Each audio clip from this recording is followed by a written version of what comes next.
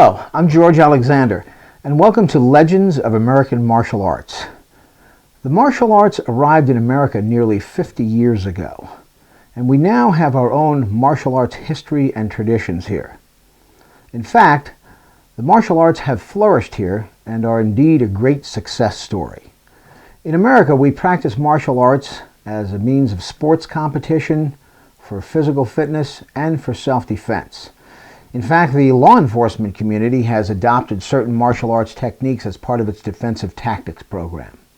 So you might say that the martial arts are an integral part of American culture now. In fact, the entertainment industry has been greatly affected by the martial arts. Every action movie now has martial arts as part of its fight choreography and stunt work. Now, this presentation is dedicated to those pioneers and early legends of American martial arts who have made all this possible. I hope you enjoy the show. All right, I'm here with the legendary Bob Wall of Enter the Dragon fame and a really long, illustrious martial arts career. Bob, how are you? I am fabulous. Always good Wonderful, to see you, George. Wonderful, you too. And legendary, you know, that means old. Yeah, these days. Well, anyway, what a great martial arts career. I mean, training with Bruce Lee, a special relationship with Chuck Norris, the movie Enter the Dragon, and I'm sure countless other things that you've been successful at.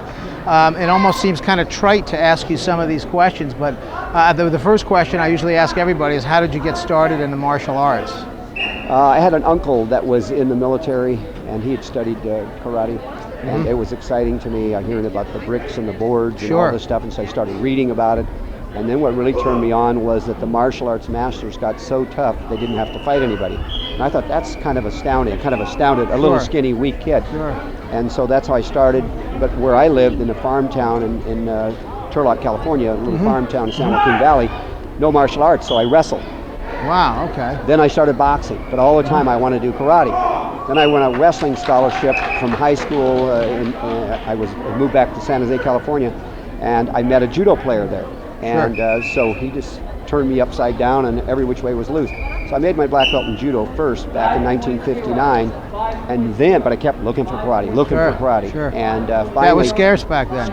Schools were hard to find. I went into a few kung fu schools, and they didn't teach non-Chinese. I didn't know that. They just said no school here. But finally, my hero was Gene LaBelle. So when I got out of the military in 1961, I moved to LA to study with Gene. And there I met several of his students. He had a lot of students who studied karate.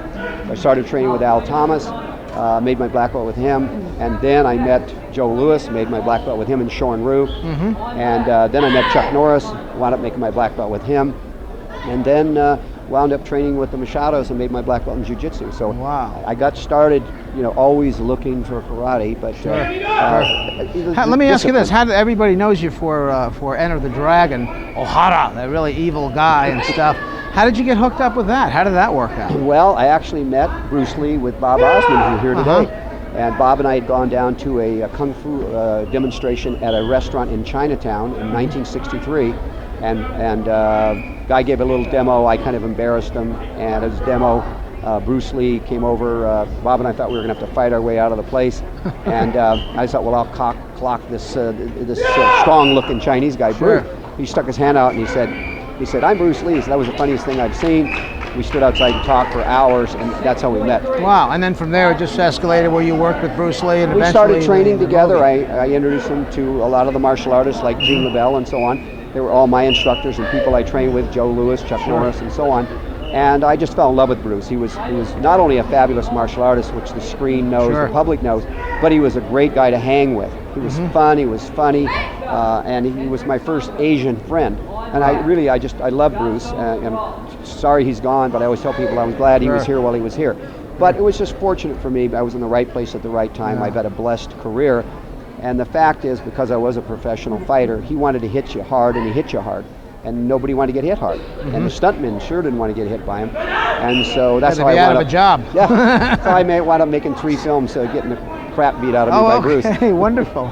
Wow, well listen, thanks for being with us. Thank you so much. Always a pleasure. Really appreciate your help on this. Back knuckle. And but I'm not a believer in systems. I think it's very good to pick and choose from different styles. I think we're very fortunate here in the United States. They have the opportunity to. In Japan, you have strictly a Japanese system. In Korea, you have strictly a Korean system. In China, strictly a Chinese system, and they do not deviate. Well, I'm not going to burden myself saying this is the only way. If I'd have done that, I would never won a tournament. Now, uppercut, right hand, uppercut into the jaw. 2. If I'm going to fight a top-notch fighter, I would actually, in my mind, create fight scenes in my mind against this individual. I would see where his strong points were, or how he would attack, and how could I defend against his strong attacks.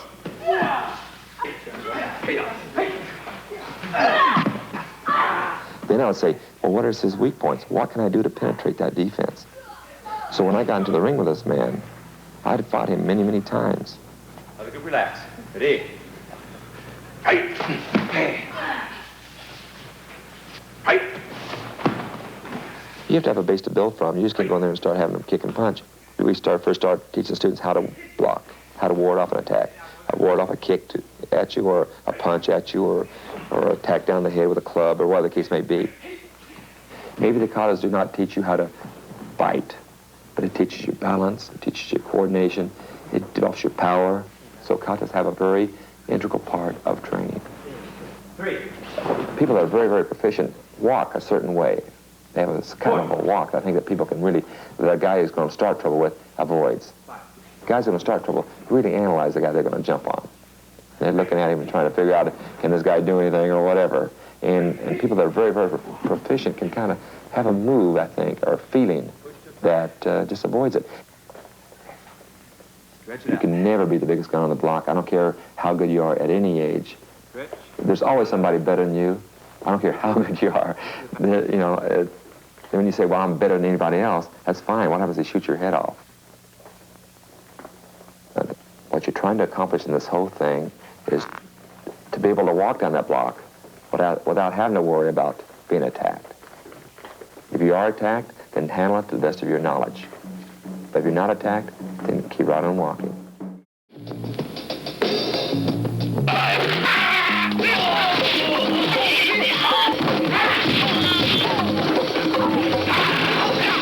After the death of the Dragon comes a new American superstar. 16 years in the martial arts, 7th degree black belt, and 4 times world champion. Introducing Ron Van Cleef as the Black Dragon. We said enough. Now we'll let him do the talking.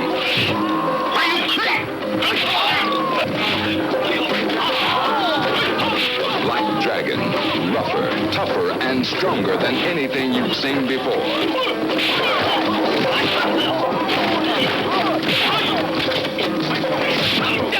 None of that jumping around and flying through the air, because this is the real shit. Van Cleef and Jason Pai-Pao, a 1-2 combination that's hard to beat. And when we say quick, we mean quick.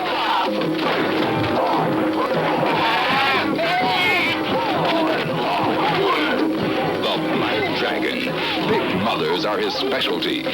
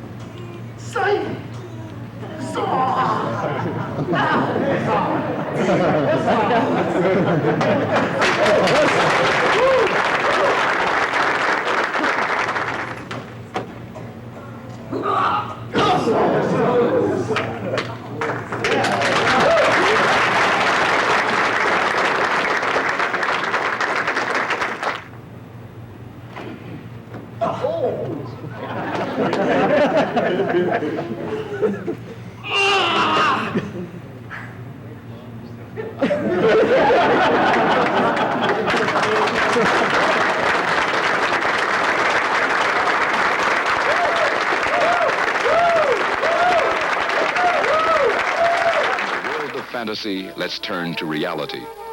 The famous Frank Ruiz knife defense performed for you by the master himself, Kiyoshi Shihan, Frank Ruiz. I will not fight a man for the sake of fighting. I will fight to the death for principle. Even with my experience doing this knife fight I've been cut twice. We're using a live blade and he's really coming after me. If I thought he wasn't coming for me or it was a rubber knife, I wouldn't even try. See, I wouldn't be at peak form.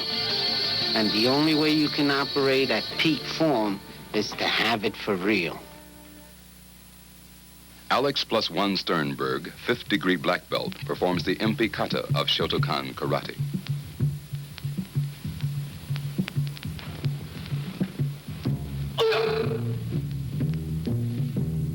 A man can know karate, and he can be an expert. That doesn't mean that he's Superman, and it doesn't mean that he's invincible. And in our demonstration, we show that a man attacks with a knife, and you deliver a blow to this man, it doesn't immediately mean that you kill the guy. It's not so easy to kill somebody. Karate is not a physical art, not at all. Karate is a mental art. Karate is a system of thinking. It's a philosophy. It's to teach somebody, first of all, to control himself fully and to always have mastery of himself. Once you can attain mastery of yourself, it's relatively easier to master or to control your opponent. Thomas LaPuppet, 5th degree black belt in Shotokan Karate, member of the Karate Hall of Fame, spokesman for the idea of karate for the black man, an American karate master. Without karate kata, I feel a karateka's training is not fulfilled. Because it's something that you can go into the remotest of areas and just train until complete exhaustion. When a man can go and train where no one is watching, then he finds the true perfection of his dedication.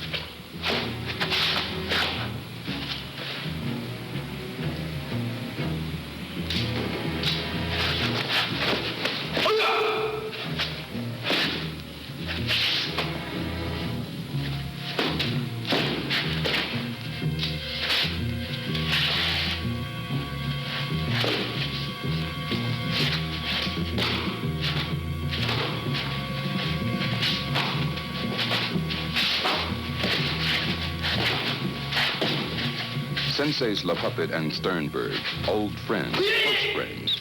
Together they perform an exacting and dangerous demonstration of a karate man's defense against the knife attack. We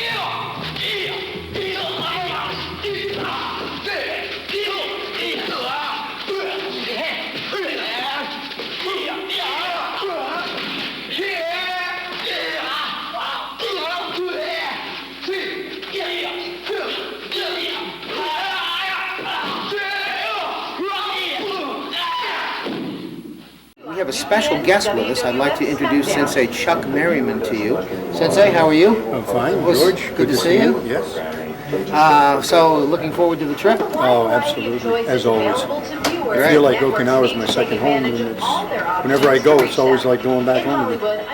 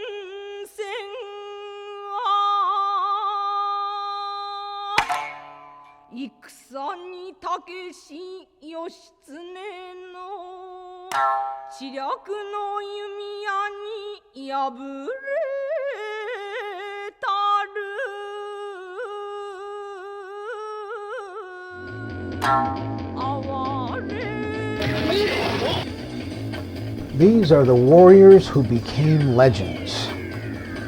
Now, this is the 1970 Long Beach Internationals, held at the Long Beach Arena in California.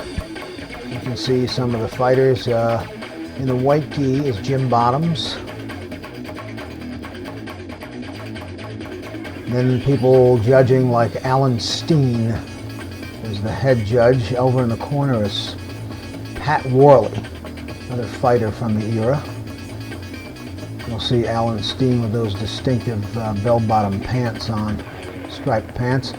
Another judge is Mike Stone, back in the corner there with the white top and the black gi pants.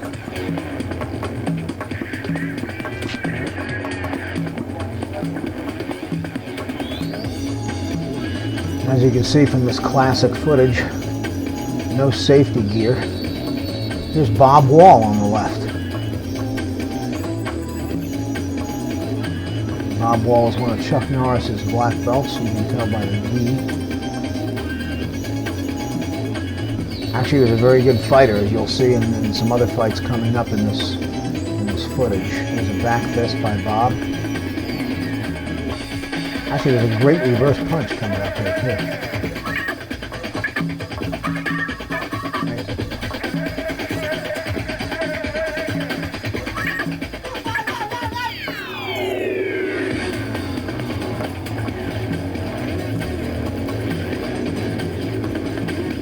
These were the top American fighters of the day. And again, this is 1970. This is Pat Johnson. Pat Johnson actually was a very good defensive fighter. Was a smaller man, but fought in the heavyweight division. Used to get either a left side or a right side reverse punch off as one of his main techniques. He also worked as a fight choreographer in the Karate Kid movies.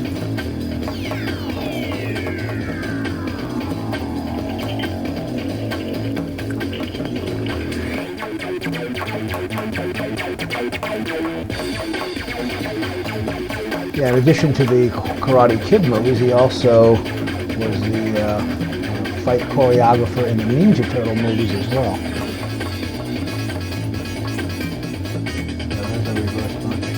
This is Bob Alegria on the right, one of Chuck Norris's black belts. I'm sure he was on the cover of Black Belt magazine in the era, and as you can see, he's a pretty aggressive guy.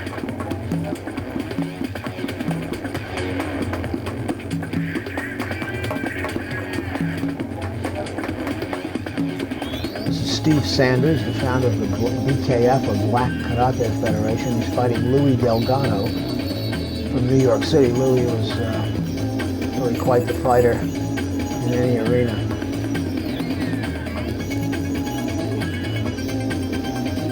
A little bit more of a defensive fighter, but superb skills. He has a point right there.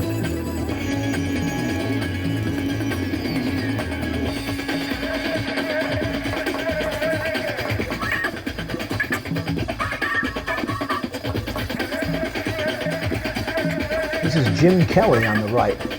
You'll remember Jim Kelly from Enter the Dragon. And he was not just a movie star ultimately, but got a start in the Southern California area.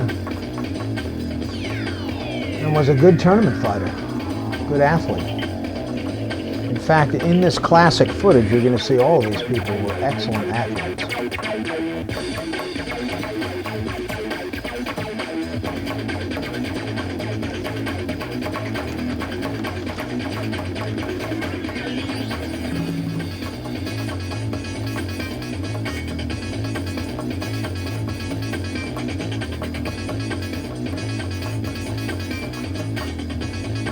Kelly was pretty adept at throwing those back fists. Of course, no karate tournament from the era would be complete without wrestling somebody to the ground at some point. It was a fantastic kick and followed up by a back fist. Here's a classic confrontation now. Louis Delgado from New York City versus Bob Wall from California.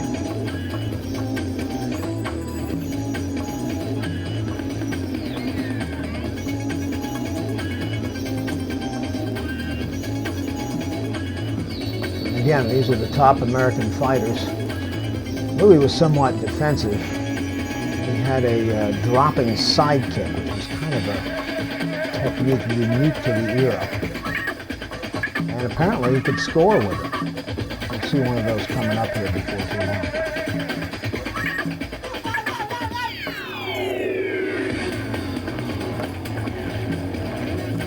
There it is. And then Bob follows up with a great reverse punch. Now Louis was from the MaHc&x organization headed by Frank Ruiz. And of course Bob is with Chuck Norris Studios.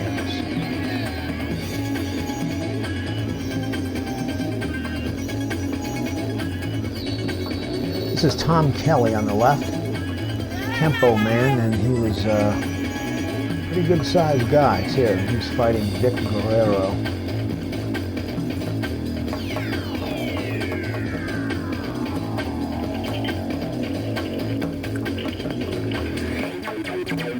This is Ron Marchini. He's actually judging. He's from the Stockton area of Northern California. He actually made the Renbukai style, which was a form of Shotokan, where they fought full contact. He studied that style and went to Japan and learned more about it and so forth. And then he produced quite a few good fighters himself. In fact, on the left is one of Ron Martini's fighters, Renbukai, and on the right is Arnold Orquides, who was actually Benny the Jet's older brother. And for those of you that didn't think that Arnold could fight, he was one of the toughest tournament competitors of the day. If you'll just watch these guys, you'll see that they're just banging each other as hard as they can go. No safety equipment, all bare knuckle fighting. You can put that front kick in there too.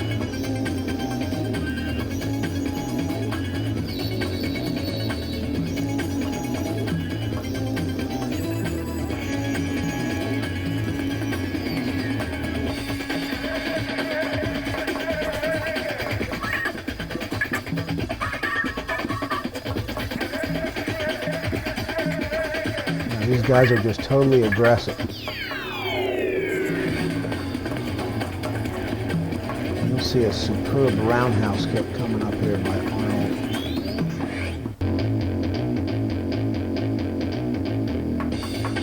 They're still exchanging front kicks and reverse punches.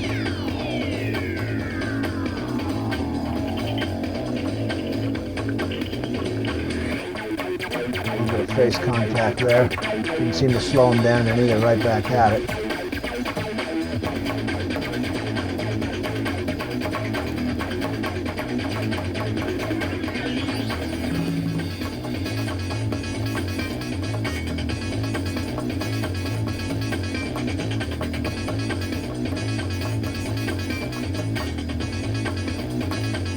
Having McGee to control his man. See, it was just all forward aggression, and that was it.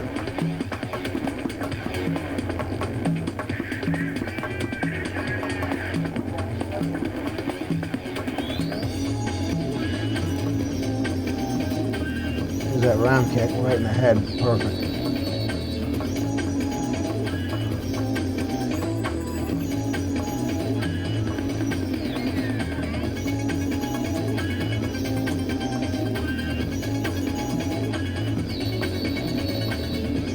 These guys are more of the traditional fighters, Shotokan and Renbukai. And these two here, you have Chuck Norris judging the match.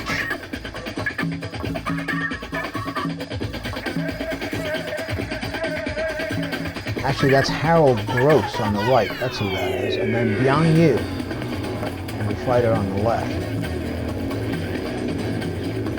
Byung Yu has the unique distinction of being one of the only, or one of the few, if not the only, Taekwondo stylist or Taekwondo master who fought in the open tournaments and did very well.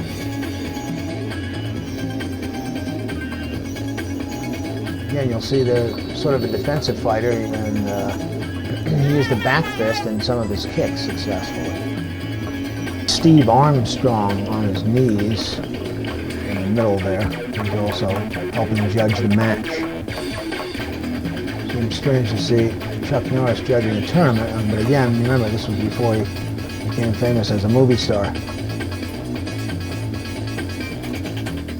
You'll see a real good counter kick here.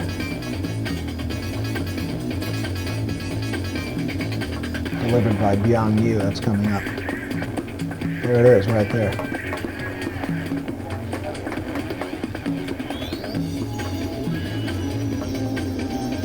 Now this is Benny the Jet on the right, and he is fighting Byung Yu.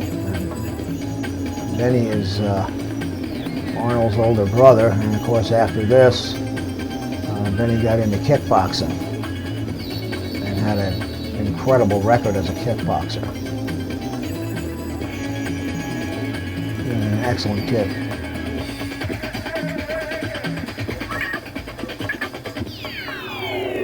Now finally we have the infamous Joe Louis. Joe is defending his title as the previous year's champion in the Long Beach Internationals. And he's fighting the winner of the tournament, which is Arnold Urquidez on the right. And you can see Joe was very powerful, used his back fist and side kick to intimidate people. And it worked.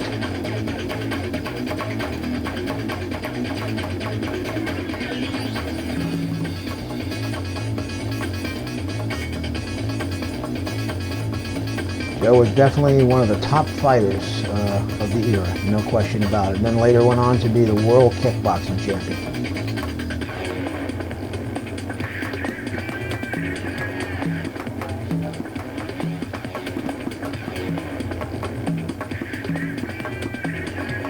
And that's classic footage from the 1970s. My name is Moses Powell. I've been studying jiu-jitsu for the last 20 years. I'm the master Florendo Visitational. And at this particular time, I'm a senior master in the art of jiu-jitsu Te and jiu-jitsu Ryu.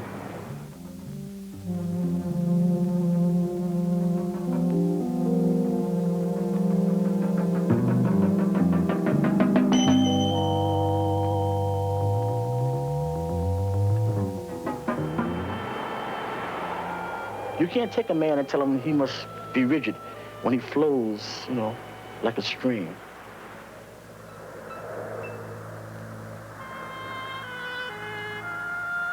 I'd never seen jiu-jitsu done. And to see this huge person just flying through the air and rolling out, not making a sound, is very beautiful and very frightening. He's big and he's fast and he's knowledgeable and he's a gentleman. And he's an exceptional man.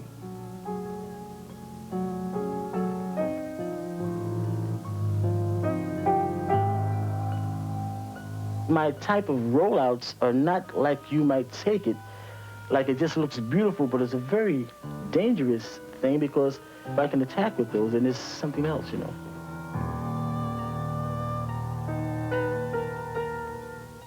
And most people just look at it and say, it's unbelievable, but they don't even see the point. Because whoever blocked the rollout?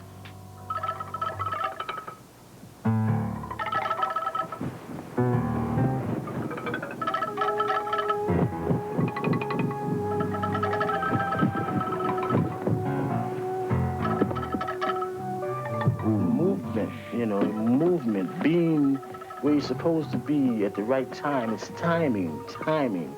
And when a man attacks you, you attack him for greater speed.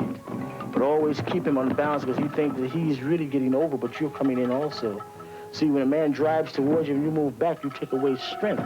But as he's driving towards you, you move towards him, and then respecting him, you sidestep the circle motion and destroy its whole balance structure. If I touch you, you can forget it. I have you.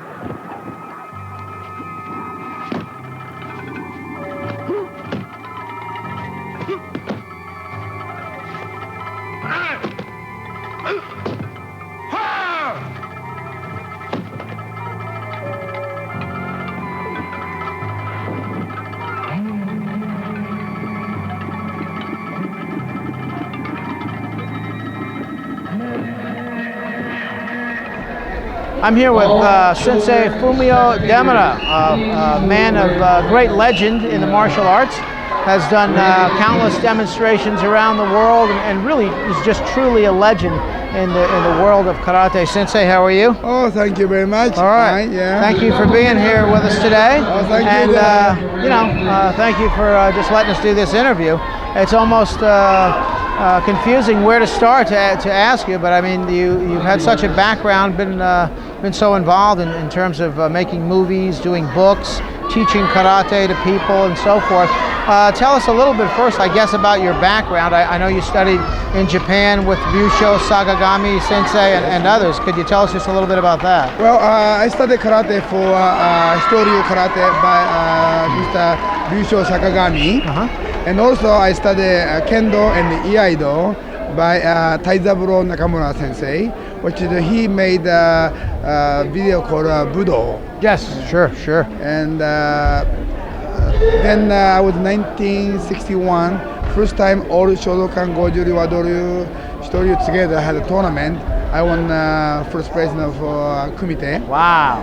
Then after Tokyo Olympics 1964, we decided to come to the United States. And then I supposed to be contract for the 1 year. Then in 1966 I go back home, but I found it's not my place anymore. So 5 months later I immigrated to the United States. Since I'm stayed to this country. Right, and been here ever since, huh? Yes. And thank you very much for being here, because you've trained all kinds of people and all kinds of. I know you help bring a lot of kobudo to people, weapons, Okinawan weapons training through your books and things that maybe people didn't have exposure to before. Also, tell us. Of course, you have quite a reputation as. I guess being the stunt man for Mr. Miyagi and the Karate Kid movies and stuff. Tell us a little bit about that. Well, I studied acting for junior high school, and 1977 I had a good opportunity to work for a film called The Island of Dr. Moreau with yes. Burt Lancaster. Burt Lancaster, yes. Sure. But the first one was I fight with tigers, lions. Wow. That was my beginning. Okay. Then I had the recommendation from Chuck Norris to Pat Johnson. They wanted to do stand-up for Pat Morita. Wow. So that's my second debut. Since I get a lot of different films I work. Wow, what a great career. And now you're very active in promoting tournaments such as the one that we're at here today, the World Championships, Shito-ryu, Genbukai World Championships. You're also, I see that you're promoting the Bato-do now too, which is something. Yes, Bato-do starting about 10 years ago by my master Taizaburo Nakamura Sensei. He changed from Iai to the Bato-do. And I believe karate, for example, you practice katas, but if somebody punch them, doesn't work, it's not real karate. Sure. Doesn't matter how pretty make katas. Right. I believe you have to be behind the movement, have to have a power. Right. Same way you have a natural treasure soul, but if you don't know how to use it, you can't cut anything. Right. So these connections, we call Ken. Right. And the soul we call Ken also. Right. So karate Ken and soul Ken should be equal. Okay. That's the reason I start doing from Bato-do. You know, today you just touch the nose, people cry. That's Sure. Why do you think my nose looks like that? Yeah, and the people today, you know, it's a different world. Yeah, it's not. They know this. No. You don't know. Not the same, you know. So even American history, karate is almost 50 years. So it's amazing. It went by fast too. So I think great success. Sure. Tremendous. Yeah. All right. Well, thank you very much, Sensei. Thank you very much. Thank you for being with us today. All right. Okinawan weapons expert, All Japan Karate champion, 5th degree black belt in karate, Fumio Demura. My name is Fumio Demura. I come from Yokohama, Japan. And this is called Sai. It's usually against the soul. And Okinawan people, they don't have any weapons. So against the samurai soul,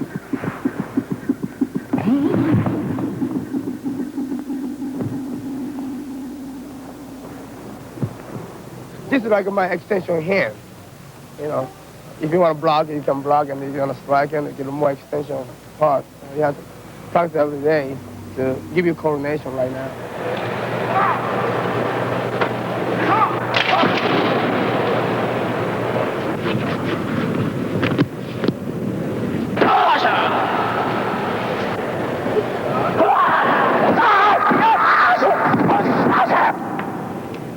The nunchaku, once used to thresh wheat, can be twirled with enough power and speed to generate 1,600 pounds of pressure at point of impact. The human skull cracks at 8.5 pounds. It's a pretty dangerous weapon.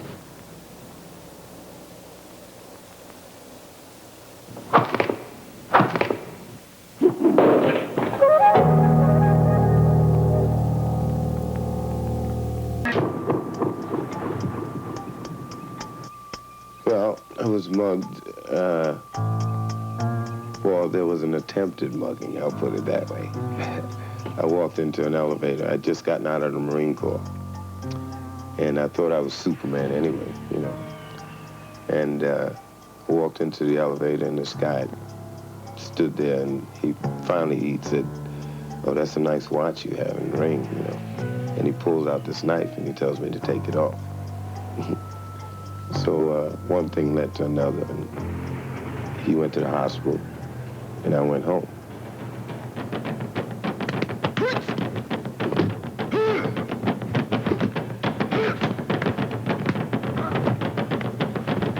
My fantasy in terms of development is to be able to create in the midst of battle. The difference between myself and a street fighter is a street fighter, he has a certain amount of techniques that's worked for him in combat situations. Let's say he has maybe 7 or 8 techniques.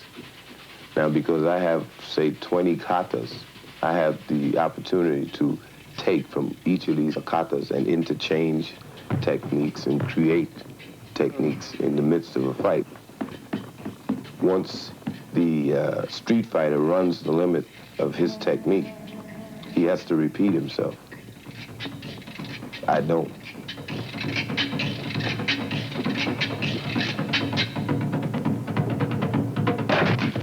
These guys surrounded me, and they wanted some money. And there's about 10 or 15 of them. They started pulling out knives and stuff, you know.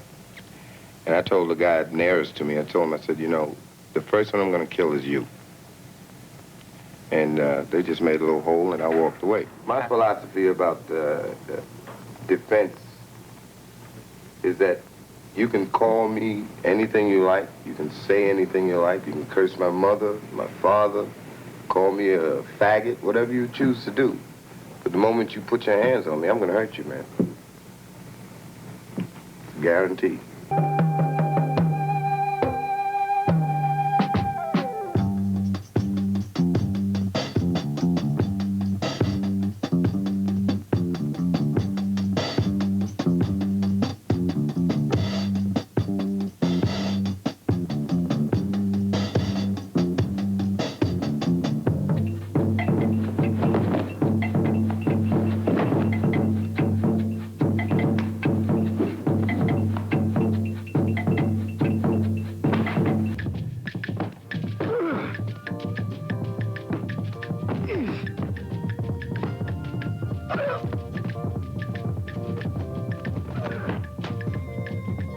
It's impossible to draw the composite martial artist because each is a unique combination of skills and motivations. Master Ran Taganashi is a Buddhist monk, an expert in Okinawan weapons, and a teacher of advanced karate students. Master Taganashi is the chief 5th degree black belt in Nisei Gojuru Karate, has a 3rd degree black belt in the Korean system of Dang Sudo, 2nd degree in Kempo Karate, 1st degree in Zen Nippon. He offers a good example of the multifaceted nature of these extraordinary men.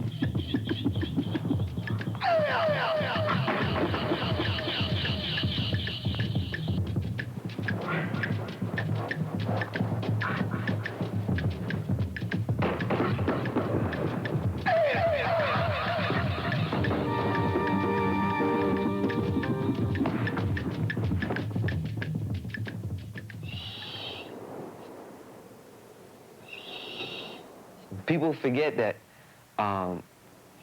martial arts is a religion. I mean, we go to the dojo, which is a school 3 days a week, 2 hours a class. That's more time than anyone puts in any synagogue or temple or church, you know. We do it religiously.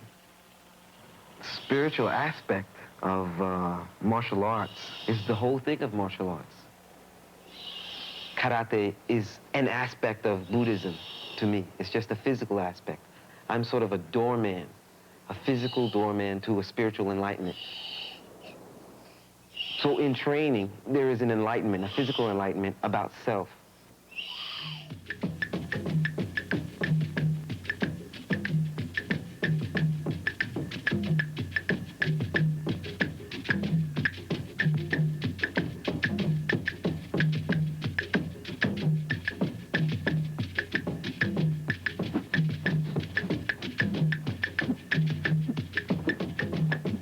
At the present point, you can see me. I'm 30 years old, and I have multiple injuries. I mean, wired up. I mean, face injuries, leg injuries, internal injuries.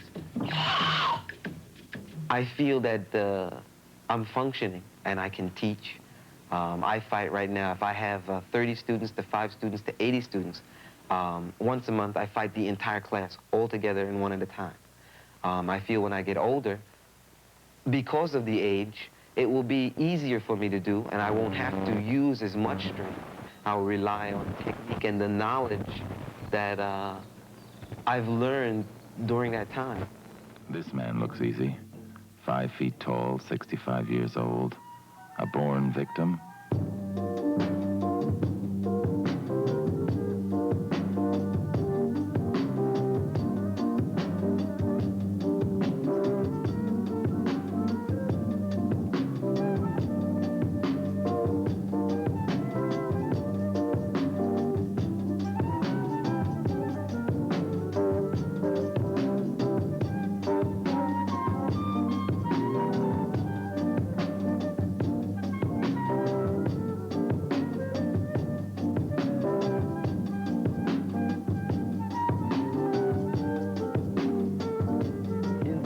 Method or system, or whatever you want to call it, because it's not a style, it's not a method, but it was trying to find yourself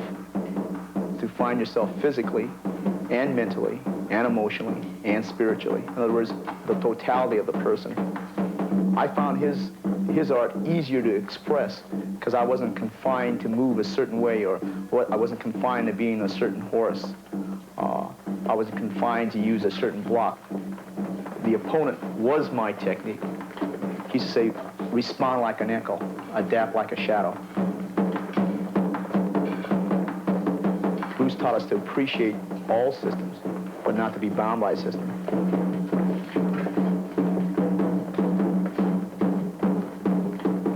Chizao is a sensitivity drill. It's a game, but it's a tough game to play. It looks like patty cake, but it can be very tough. It's to teach you sensitivity. This is my way of expressing Jiu-Jitsu through the Filipino arts.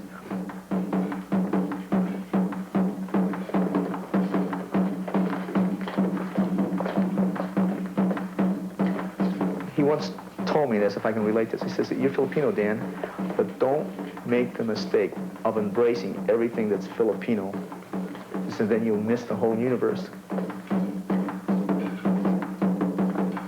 We don't carry the name Jeet Kune Do, we carry the memory of our instructor.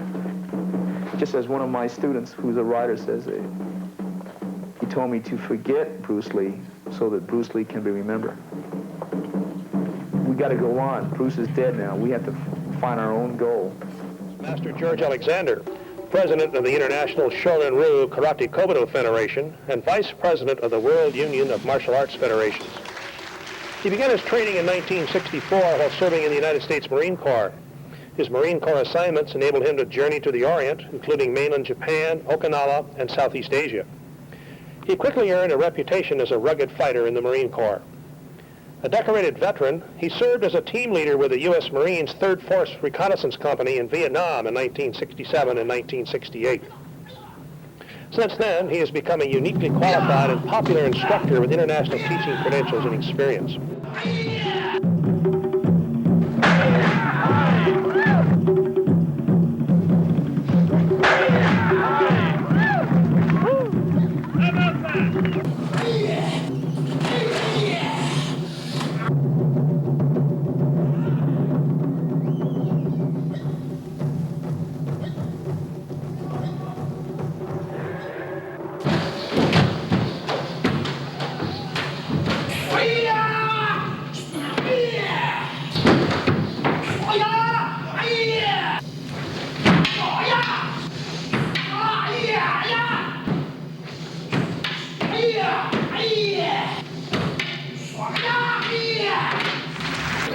with George Alexander. George, I know you're going to do a big demo today. Can you tell us a little bit about what you're going to do? And, you know, you've been with the martial arts, seems like forever. Could you tell us a little bit about your martial arts career?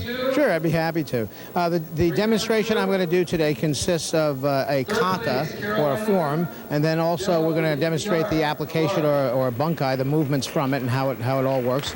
The history of the kata is this is a very old hakutsuru, or weight crane kata from Okinawa, a village in Okinawa called Kumemura.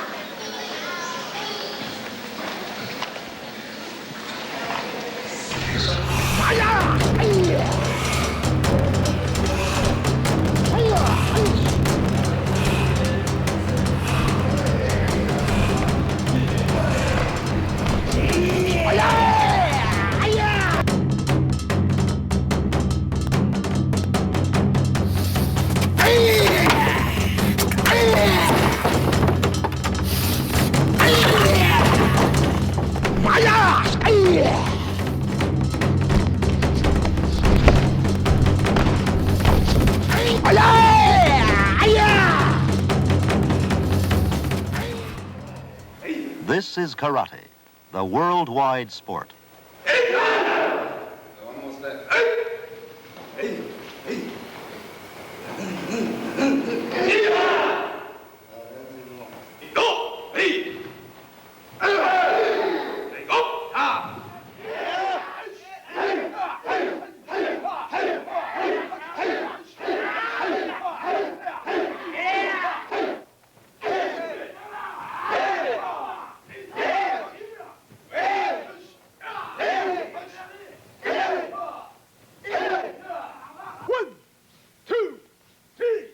There are numerous dojo or schools in New York where instructors from Japan meet out severe training. It is natural, therefore, that tests for advancing in ranks are very competitive. Students find it almost impossible to advance in ranking from brown belt to black. To be awarded the coveted black belt, one must defeat 10 others of a higher rank.